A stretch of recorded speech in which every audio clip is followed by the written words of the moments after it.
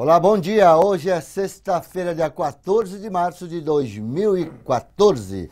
Começa agora mais uma edição do Cresce e Esclarece. Só lembrando que a enquete está no ar no site do Cresce até às 17 horas de hoje.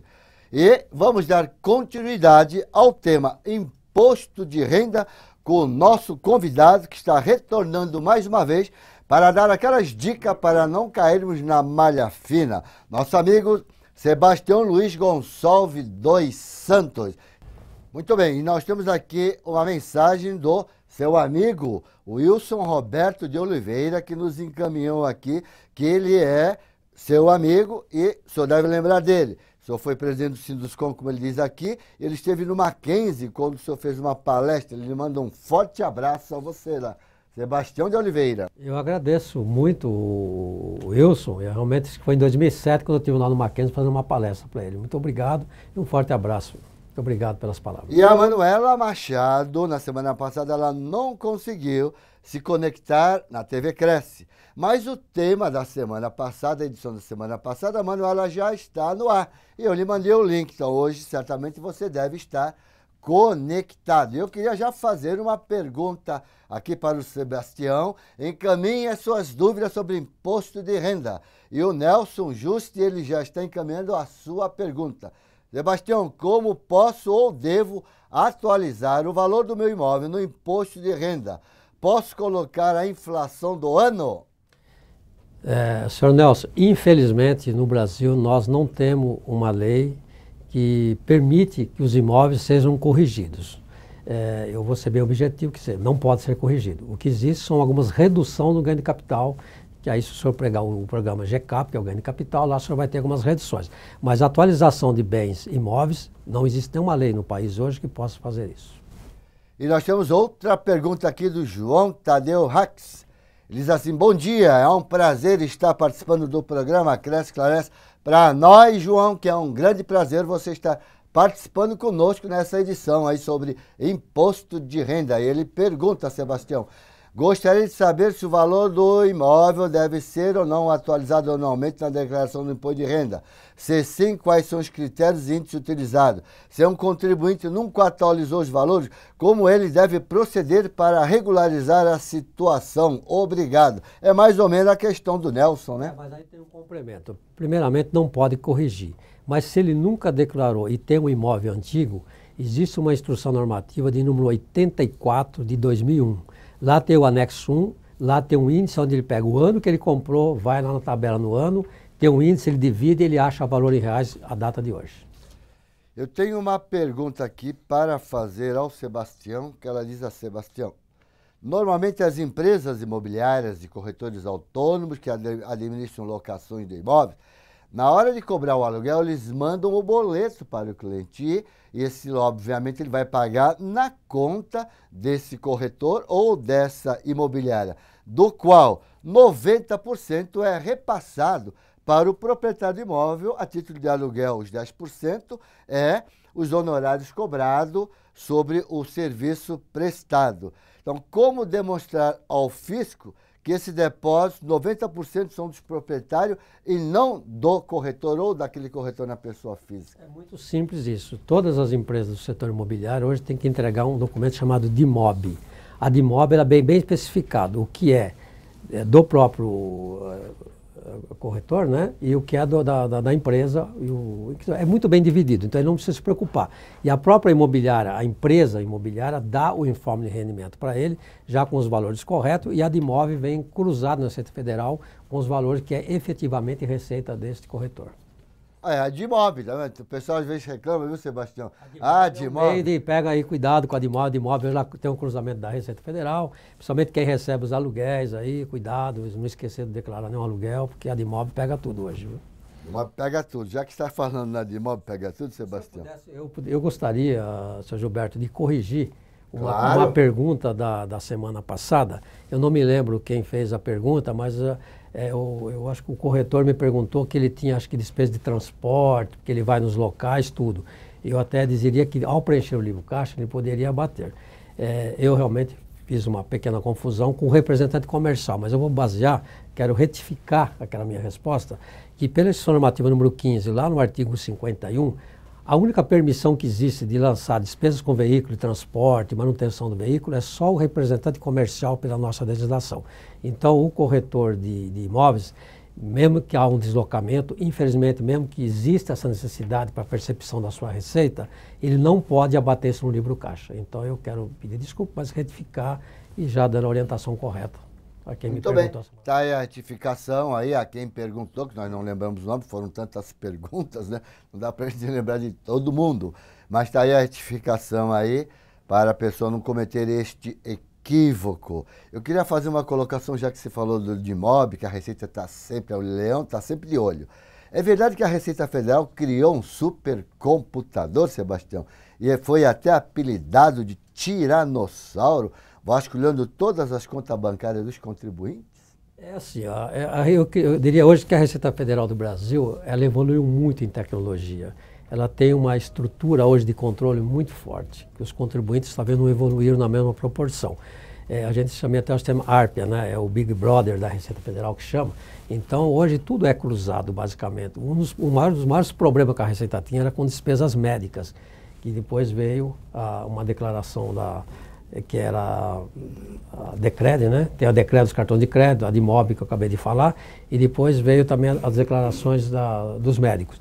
Então hoje eu diria assim para todos os contribuintes, tome muito cuidado, não esqueça de lançar nenhuma receita, cuidado com as despesas médicas que lança ou aquelas despesas permitidas pela legislação, porque a Receita, é verdade, realmente ela tem esse controle hoje, num apertar de botão, ela sabe a vida do contribuinte, ela até tem acesso, até talvez à conta bancária, mas existe um problema do sigilo, que hoje só pode ser quebrado mediante autorização do judiciário. Muito bem, nós temos aqui a pergunta do Leandro de Bragança Paulista. Ele pergunta, como devo utilizar o GCAP 2014? Muito simples. Você baixa no site www.receita.fazenda.gov.br. Se vier para 2014, esse programa ele é do ano. Se você está fazendo 2014, é 2014. Se é 2013, 2013, assim sucessivamente. Ele baixa lá, só preenche os dados, coloca os valores, ele calcula automaticamente que ele está com toda a legislação acoplada a ele. Olha, o Eduardo Massuda de Praia Grande está preocupado, Sebastião. Sou corretor autônomo ao ferir renda superior a 55 mil. Não tenho dependentes e também não paguei imposto de renda. Irei pagar muito imposto ao Leão? Obrigado. Primeiramente que ele vai pagar, mas ele já fica também podendo ser penalizado nos próximos 5 anos, porque se ele fez serviço para pessoas físicas, ele teria que recolher o carnê-leão durante todos os meses do ano de 2013. Ele vai recolher agora, mas o correto é ele retificar, quer dizer, voltar lá em janeiro que ele recebeu, pagar em fevereiro e assim sucessivamente, para ele não correr risco nenhum. Agora, se ele declarar agora, ele vai acumular tudo agora no mês de abril, que ele está sujeito a ter uma penalidade de 50% sobre esse imposto, a Receita chamá-lo ele para uma intimação. Olha, Eduardo Massuda, 50%. Cuidado, faça direitinho, então, conforme a orientação do nosso convidado de hoje. Valdecir de Mairim, que ele pergunta, qual campo na declaração do imposto de renda devo inserir a declaração de ganho de capital?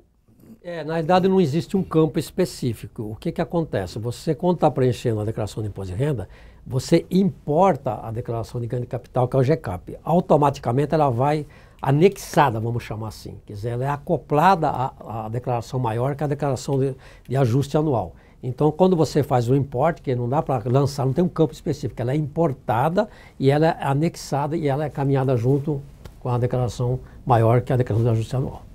Tem uma pergunta aqui que ele já respondeu parcialmente aqui, vamos ver se dá para entender, que é do Joaci de São Bernardo do Campo.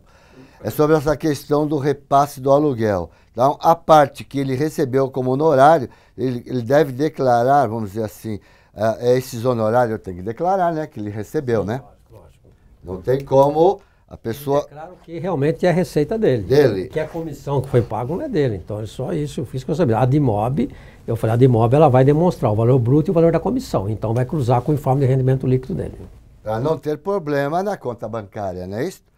Aí nós temos aqui uma pergunta que vem lá de Andradina, Imobiliária Casa Nova, meu amigo Leandro, esteve comigo lá em Araçatuba, um forte abraço, Leandro.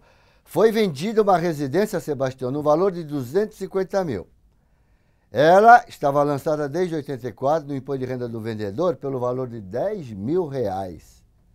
Ele tem mais imóveis no nome. Ele terá que pagar imposto sobre qual valor? Acho que é sobre a diferença, né? Aí eu não sei qual foi o objetivo. Ele tem dois caminhos aí. Foi vendido por 250 mil, e o sendo custo declarado ele tem por que 10. preencher o ganho de capital. Lá no ganho de capital, ele vai pegar a lei 7.713/88. É o lucro imobiliário? É o lucro imobiliário que ele vai apurar, mas não é bem, é 15% o imposto.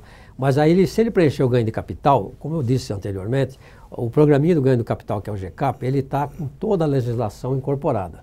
Então, ele talvez não vai pagar 15%, só uma diferença de 250 menos 10. Vai ter uma redução muito grande no ganho, podendo até ficar isento, dependendo do período. Que ele for de 84, ele pega o benefício da Lei 7.703/88 e da Lei 11.196 de 2005. Quando ele preencher o ganho de capital, o senhor vai chegar exatamente no valor exato que o senhor tem que pagar do tributo. Muito bem, tá aí. Nós temos aqui, as perguntas estão abertas. Continue mandando as suas perguntas. Vamos ver. José de São Paulo.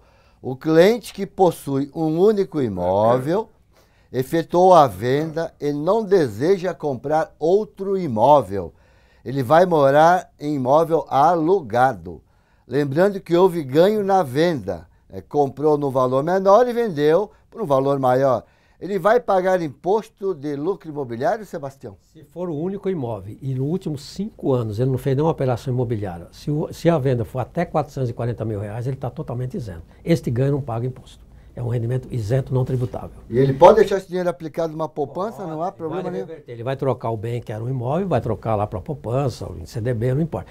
Então, a condição é deixar bem claro, se essa venda foi até 440 mil reais. Até 440 mil reais de um único imóvel. Se ele vender acima imóvel, disso, aí tem que apurar ganho de capital. Aí tem que pagar nos últimos 5 anos não pode ter feito nenhuma transação. Nos 5 anos anteriores ele não tenha feito nenhuma transação com imóveis. É muito deixar bem claro essa regra. E o imóvel até 440 mil. Se tivesse registrado por 10 mil, ele ganhou 430 mil, não vai pagar imposto, vai ser um rendimento isento não tributado. Muito bem, então vamos aqui a uma outra colocação aqui. O Luiz André, ele pergunta, sou pessoa jurídica e física. Posso optar só por fazer declaração na pessoa física? Eu acho que não, Leandro, mas vamos ver aqui o nosso especialista. O doutor Gilberto que já respondeu para ele. Tem que diferenciar. A pessoa jurídica tem uma personalidade e a pessoa física tem outra. Precisa saber o que ele quer aí. Se ele é física, ele tem que ser tratado como pessoa física. Se é jurídica, ele tem que entregar ambas as declarações, tanto se ele estiver obrigado na física. Mas a jurídica ele é obrigado a entregar a declaração de imposto de renda, que é a DIPJ, que está extinta para a partir de 2014, 2015 agora. Vai ser a última entrega. Acho que não é o foco da pergunta dele, mas talvez não está muito clara aí a pergunta do não é? A pergunta dele é, ele tem uma jurídica... Tudo bem, tem uma empresa e também é uma pessoa física como pessoa, tudo bem. O que ele quer saber realmente? Ele tem que entregar uma ou outra? Uma ou outra, tem que entregar os dois. A jurídica é obrigatória. A jurídica é obrigatória. A dele vai depender das condições. Se ele ganhou acima de 25 mil menos 70, tem patrimônio acima de 300 mil, todas aquelas regras que são estabelecidas pela Receita Federal do Brasil. Muito bem, as perguntas continuam abertas. Não se esqueça que a enquete está no ar no site do Cresce até o dia de hoje, às 17 horas. Então, entre vote, escolha o seu tema. Qual é o tema que você gostaria de ouvir? Na próxima sexta-feira está lá para você escolher. Caso você tenha alguma sugestão de um tema bom que poderá ser votado, você mande para a TV Cresce que nós vamos colocar na enquete como um dos temas a ser escolhido pelos colegas, ok? Então vamos ver aqui. O Luiz Coimbra. Comprei um imóvel em 1995 por 92 mil reais. Hoje pretendo vender por 400 mil. Qual o valor a pagar no lucro imobiliário? Já negociei imóvel nos últimos 5 anos. Como é que ele resolve esse problema? Bom, ele já sai da regra do 440 mil, já não tem mais direito à isenção.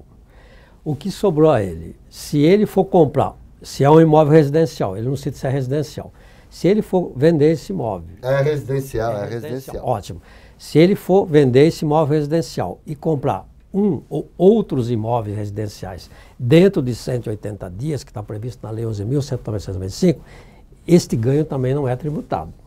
Agora, Se não é o caso do único imóvel e não é o caso dele comprar um ou outro imóvel residencial, aí ele tem que apurar o ganho de capital preenchendo o programa GCAP. Não dá para saber o valor do imposto aqui, porque eu não tenho os números, precisa preencher lá para saber, porque depende da data da aquisição, tem uma redução do fator, entendeu? Tem um monte de situação. É só preencher o GCAP que ele vai saber. Mas lembra essas duas condições. A primeira está descartada que não é o único imóvel, e a segunda que se ele for comprar é para comprar outros imóveis residenciais, esse ganho é totalmente isento dentro de 180 dias. Muito bem, então vamos ver uma coisa. Sebastião, doações, né? Imóveis ou aquisição de imóvel com doação de numerário. Como é que se declara isso? Muito simples. A doação tem que tomar alguns cuidados. Num primeiro momento, ela não é tributada. Num primeiro momento.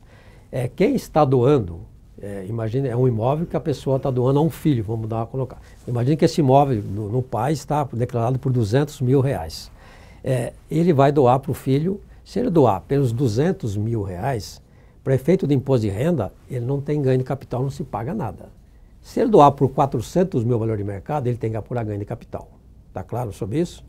Agora nós temos outra situação. Nós temos aí se isso ocorreu em 2013, nós temos uma outra lei, que é uma lei estadual, que é uma lei do Estado de São Paulo, que muitos estados aplicam, que é o ITCMD, que é 4% sobre o valor deste valor que está sendo transferido aí, ou por 200 ou por 400. Isso não tem como, porque o fisco estadual ele tem um cruzamento com a Receita Federal do Brasil hoje. Assim que você entrega a declaração, passando 2, 3 meses, ele já tem essa informação em mãos. Se você não pagar os 4%, será cobrado já com as multas e juros. Então, esse é o cuidado que o contribuinte tem que ter. O limite de isenção, eu tinha até dito na última sexta-feira aqui, é R$ 2.500 o FESP. Para o ano de 2013, esse valor representava R$ 48.250, que não é o caso aí desse contribuinte. E para 2014, está ocorrendo isso hoje, é 50.250, se me fala a memória, que é 2.500 o FESP. 2.500 o FESP. Até esse valor fica isento a doação. Até esse valor é isento, muito bem. Agora, isso estou falando de estado, de lei estadual, tá? É muito deixar bem claro. Nós estamos falando de estadual. Nós estamos falando do imposto dos 4%. Para efeito de Receita Federal do Brasil, se quem está doando passar pelo mesmo valor que está na declaração, não tem que se falar em imposto de renda. Se ele passar por um valor de mercado, aí tem que pagar os 4%. E se for em espécie e dinheiro, não tem tributação também, nem imposto de renda. Nenhuma tributação. Se eu quiser doar 1 milhão, 2 milhões para o meu filho, não paga imposto de renda, tá? Se for em espécie. Mas paga os 4% acima de 48.250 do imposto estadual. Quem quiser doar também para mim, pode, viu? Sem problema nenhum. Eu agradeço. Tá bom? O Lopes pergunta, cliente vendeu imóvel em novembro de 2009 por R$180 mil. Comprou outro imóvel em maio de 2010 por R$155 mil. Está vendendo em 2013 por R$275 mil. A pergunta é, como fica a tributação? As regras gerais de tributação na venda de imóveis. Vamos esquecer a primeira compra. A primeira compra ele vendeu e comprou. Ele está com um imóvel hoje que vale em torno de 155 mil que ele comprou lá em 2010, né, maio. Ele tem o custo de aquisição dele, ele está vendendo agora, ele vai ter que preencher o ganho de capital usando aquelas mesmas regras que eu acabei de repetir. Se ele não for comprar um outro imóvel residencial, outros imóveis residencial, se ele for comprar outro dentro de 180 dias, está fazendo uma operação casada, ele não tem tributação. Se não é o caso também, se não for um caso de um único imóvel, eu acredito que não tem, porque ele acabou de fazer uma operação recente, então ele cai, tem a terceira alternativa, entra preencher o GCAP, que é o ganho de capital, e lá ele coloca todas as informações básicas, da data de aquisição, valor da venda, valor de custo, que ele apura automaticamente com toda a legislação que lá está. Vamos ver aqui a pergunta da Selma, aqui de São Paulo. A Selma pergunta, como é a declaração de corretores que receberam por RPA? Se for pessoa física, Canelhão, é isso? Exatamente. O RPA é o recibo de pagamento de autônomos. Nessa situação, se ele prestou serviços para uma pessoa jurídica, a pessoa jurídica ficou responsável pela retenção do imposto. Tá? Então, essa fonte pagadora irá dar informe de rendimento para ele, não temos que se falar em carnê-leão.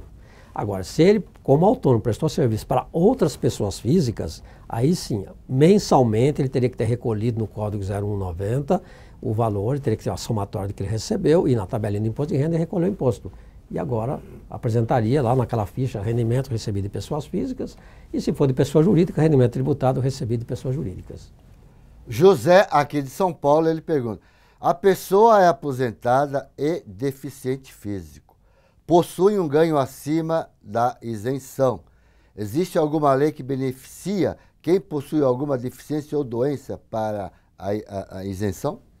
Olha, existe sim, existem algumas doenças que são previstas na legislação, mas tem que ter um laudo médico da União, Estado, Município, Distrito Federal. Se ele possui isso, né, aí tem que apresentar, mas pelo que eu estou vendo aí, a deficiência física em si não me remete a esta isenção. Então, se ele teve um ganho, ele tiver até 65 anos de idade, se ele tiver mais de 65 anos de idade, ele tem aquele limite de isenção até o valor da tabela de isenção mensal. Se ele tiver abaixo de 64 anos, na realidade, de 65 anos, ele é rendimento tributado, normalmente como qualquer outro contribuinte. Não vejo nenhum benefício aí. Já queria aproveitar e mandar um forte abraço a todos os colegas que nós tivemos ontem em Bauru, ministrando o curso Casa Paulista, que me recebeu assim carinhosamente. Um forte abraço a todos vocês. E na terça-feira eu estive em Araçatuba, também fui muito bem recebido pelos colegas. Um forte abraço a todos vocês pela boa recepção, dado aqui quem vos fala. Muito bem. O Ayrton da Silva Rocha, ele pergunta: gostaria de saber em que categoria o corretor de imóvel se enquadra na hora de declarar o imposto de renda. Não consta para a Receita na categoria da profissão de corretor de imóveis. Deu para entender essa colocação? Ele declara na pessoa física, mas o corretor tem um código, né? Não, é assim, quando ele vai lá, logo no início da declaração, na abertura, tem o código de atividade principal.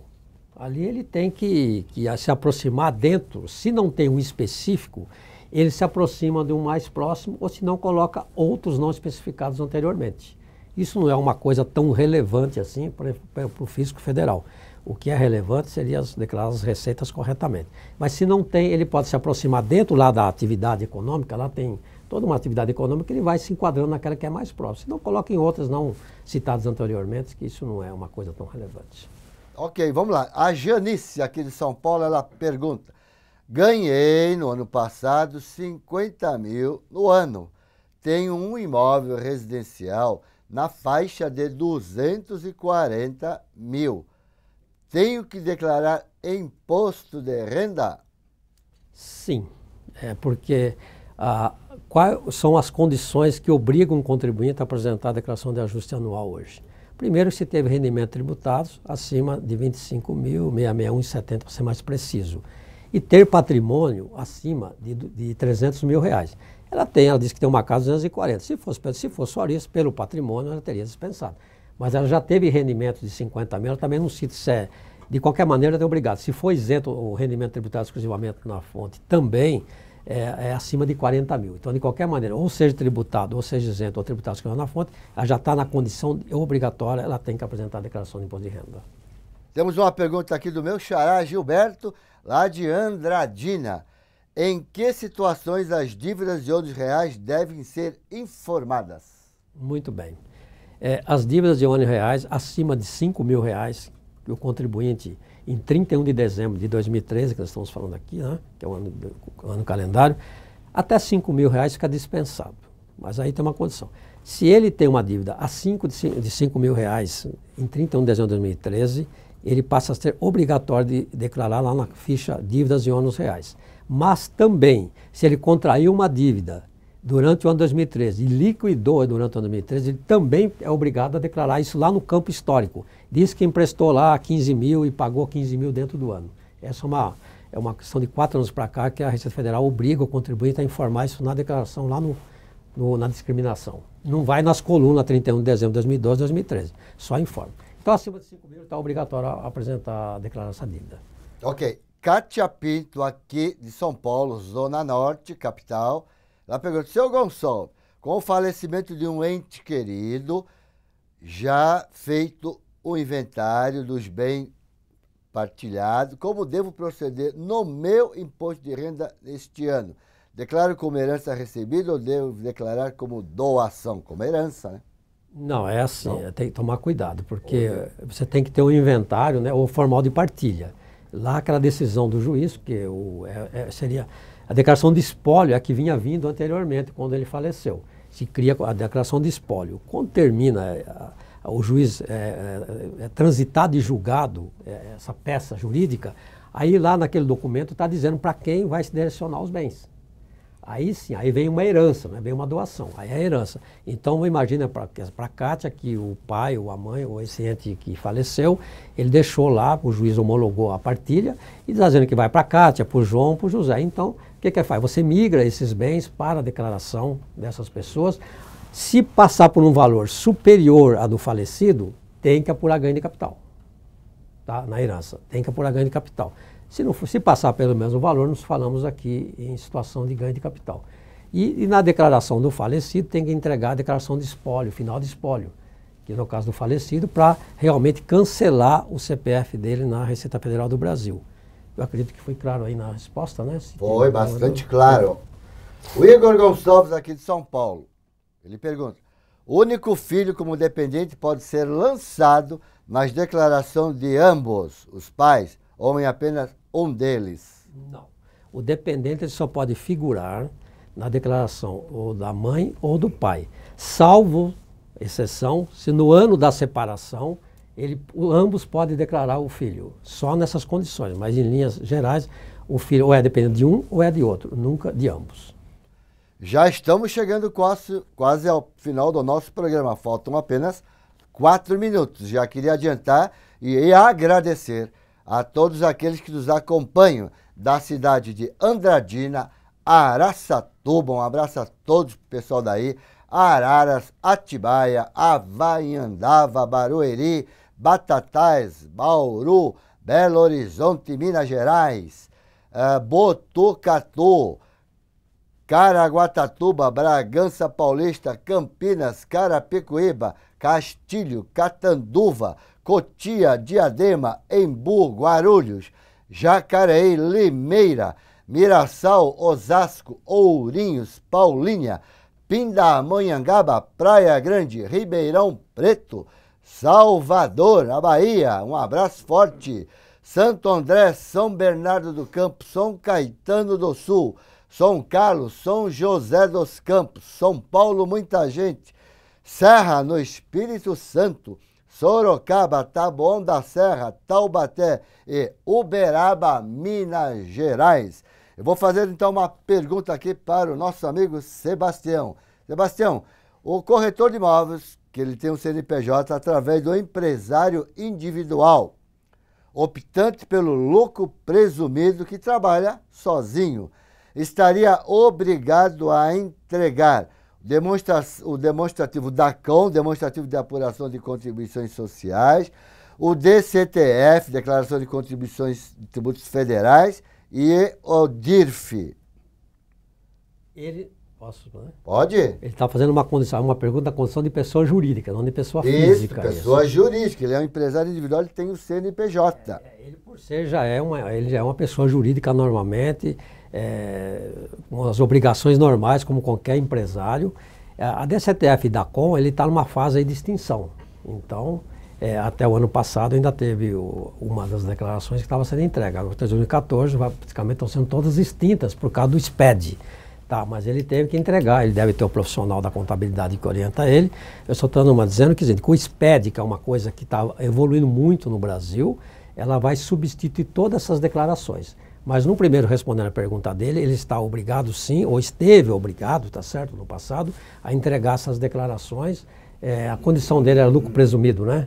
Lucro presumido. Ele tinha as obrigações de umas ou de outra dessas declarações de entregar a DCTF e a DACOM, que eu falei, está em fase de extinção, inclusive a da IPJ também basicamente já está extinta a partir do exercício 2014, ano calendário 2014. Como já estamos chegando ao final da nossa edição do Cresce Esclarece desta sexta-feira, dia 14 de março de 2014, queria perguntar para o nosso amigo Sebastião. Sebastião, trabalhar como corretor de imóveis, seja autônomo principalmente, exige muita disciplina fiscal para não cair na malha fina. Dê aí como consideração final suas dicas aos nossos internautas de hoje. Bom, eu vou dar até a nível de um planejamento tributário para os profissionais corretores de imóveis. Eles têm que repensar, buscar os profissionais que atendem, porque assim, trabalhar como pessoa física, dependendo do volume de dinheiro que se recebe por mês, a tabela de imposto de renda eu acho que ela é muito elevada, ela paga 27,5% na fonte. Começa com 7,5% e vai até 27,5%. Tá? E se ele repensar, fazer um planejamento tributário, ele poderia pensar em abrir uma sociedade, porque esses custos cairiam bastante, cairia pela metade mensalmente. Então eu deixo uma ponte de reflexão para esses profissionais que trabalham como autônomo, e às vezes na pessoa jurídica terá muito mais vantagem. Por quê? Quando ele faz pela pessoa jurídica, ele paga lá o máximo que ele vai conseguir pagar, em torno de 16,33%, e fazendo a parte contábil, fazendo o balanço, todo o lucro que ele sobrar, ele pode distribuir totalmente isento para a pessoa física dele, sem tributação nenhuma. Ao passo que na pessoa física, quando ele recebe esses valores, ele vai para a declaração de ajuste, ainda podendo pagar mais imposto no mês de abril.